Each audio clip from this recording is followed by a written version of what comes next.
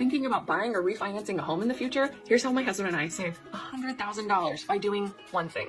Here are some hints. It's free, took 10 minutes, but odds are you have not done it. Here's the story. Back in college, my husband and I took a personal finance class together. One assignment was to check our credit report. We were both shocked to find out that my husband's credit report revealed an unpaid hospital bill from when he was 19 years old, doing this to his thumb playing volleyball. Yeah, gross. His parents thought they'd paid the bill, but turns out it had gone to collections under my husband's name, so it was just sitting on his credit report, silently lowering his credit score.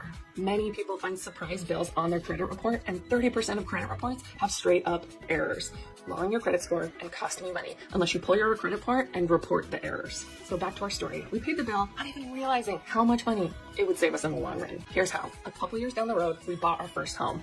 As you know, the higher your credit score, the lower your interest rate, saving you more and more money on interest. Even one unpaid bill can lower your credit score 50 to 100 points, taking you down 1 or even 2 categories. The difference in interest rates available to someone with an excellent credit score versus a fair credit score is significant, especially on a large mortgage like we have here in California. For us, having an excellent credit score meant a savings of $100,000 in mortgage interest savings. To see how to check your credit report for free and how to report any errors to improve your credit score and save money, go to moneyfitmoms.com and join the free MoneyFit Challenge email list, or you can just go to the link in my profile. Doing all this is MoneyFit Challenge number 3.